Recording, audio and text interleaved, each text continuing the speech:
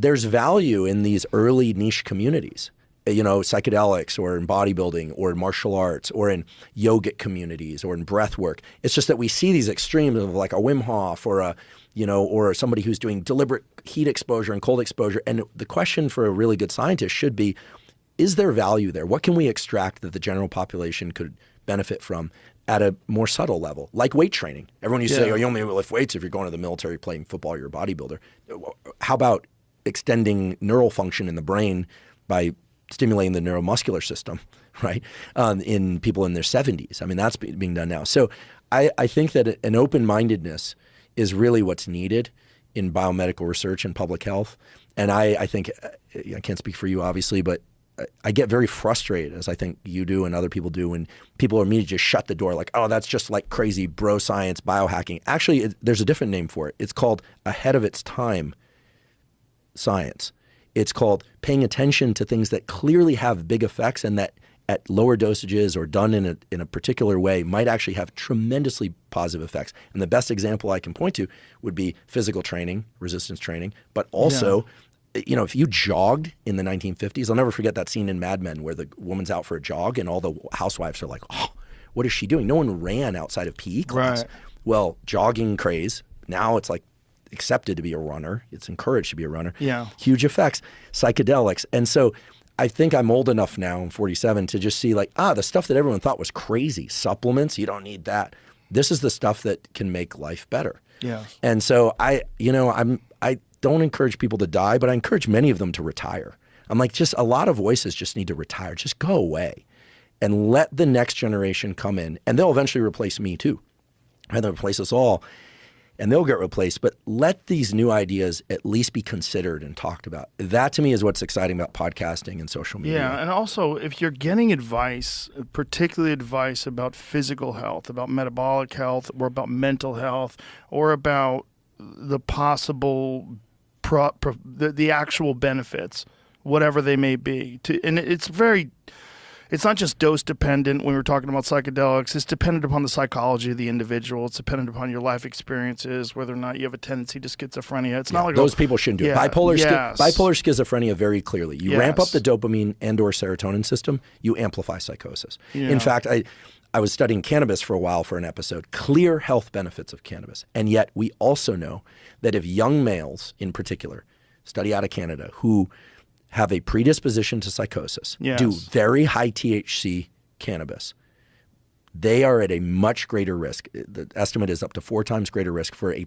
major and possibly permanent psychotic episode. Now, I am not saying that weed is bad. I'm saying that there are individuals for which it is not going to be a good idea. And there are other individuals for which it might be a very good idea. Yes.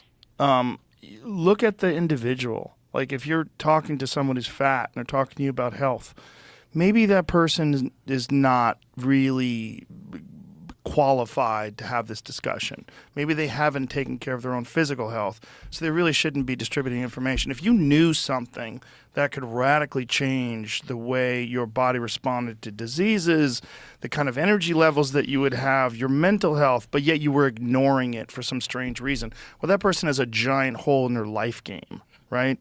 And there's a lot of people out there distributing health advice that have a giant fucking hole in their health game. Oh, absolutely. Like Bill Gates is a great example of that. He's got this big fat belly, and he's telling people they have to get vaccinated. Like this kind of binary thinking, this kind of ridiculous way of looking at the world through only pharmacological interventions, through only medicine, through only this, through only that. There's so many different things that you have to do to be healthy, and it's too much work for most people. So they're not going to weight train enough. They're not going to eat the proper foods. They're not going to supplement their hormones. They're not going to do blood work on a regular basis and have someone who is a qualified physician who goes over that blood work with them and gives them a comprehensive understanding of what they need to do or not need to do. Hey, your blood pressure's too high. Hey, your body fat's too high. Hey, you're this, you're dehydrated, you're this, you're that.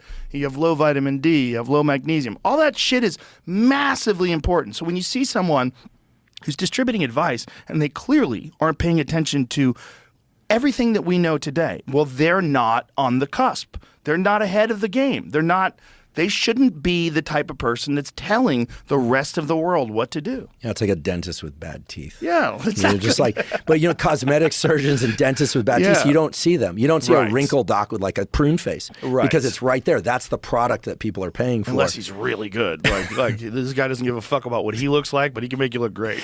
Well, their reputations, I have to imagine, travel really fast. He'd have to be a genius. Yeah, I mean, it's I did an episode on hair recently, and it was like the guy who did a hair transplant for the first time. His name escapes me for the moment. He figured out how to make his practice popular. He worked on politicians and celebrities, and word spread quickly. And he was the one who was the mind behind that brand Clinique. He said we should call it something clinical, so it sounds like medicine. That whole brand. Hilarious. Yeah. Oh, and he died at 96 with a full head of hair, by the way. It's interesting that. You were talking about people won't do the thing. Right now, there's a lot of excitement about semaglutide. Yeah. Okay, so this is a GLP-1, glucagon-like peptide. The story of that, since you like animals and the natural world, a guy down in South America was looking at Gila monsters, those really scary things, and he realized they don't have to eat very often. I wonder if they're hungry all the time or not. Turns out it takes their blood, isolates a peptide, which turns out to be GLP-1, puts it into other animals, and realizes it suppresses appetite. Amazing, right? Like this is what I love about biology. Some dude who studies Gila monsters. Turns out humans make GLP-1. GLP-1 is stimulated by things like yerba mate tea. Certain other compounds, plant compounds, stimulate its release. But what does it do in the hypothalamus? It suppresses hunger by way of there's a particular brain arcuate pathway, blah, blah, blah. But it also affects the mechanosensors of the gut so that you feel like your gut's full. Like it's almost like you're getting like a pharmacologic tummy, stapled stomach, right? So when people take a drug that mimics GLP-1, their brain is like, well, I'm not as hungry, and their stomach feels full even though it's empty. And so people lose weight. It has other effects too, but it's working on body and brain. This becomes obviously the blockbuster drug of our times. This is reminiscent of the fen-phen. Remember fen-phen? Yeah, I remember. A couple people died of fen-phen, right? I knew a gal who developed a heart problem. Yeah, it's a valve thinning and some issues there. Gone. Done. It was off the market. I remember that I was in college. Fen-phen, gone. It was an amphetamine, right? It was an amphetamine. Yeah. And it probably felt pretty good to be on, too. Because things like Adderall, Ritalin, all that, the people like that because it's amphetamine. If I show you the structure of amphetamine, I show you the structure of Adderall, Ritalin. You don't have to be a chemist to just go, those look very similar. So GLP-1 is changing everything. Type 2 diabetes, people are taking it. Obesity, people are taking it. People crave food less. And somehow, and I don't know how to explain these data, Atia would know far more about this than I would, is somehow it's also allowing people to lose weight even though they're eating similar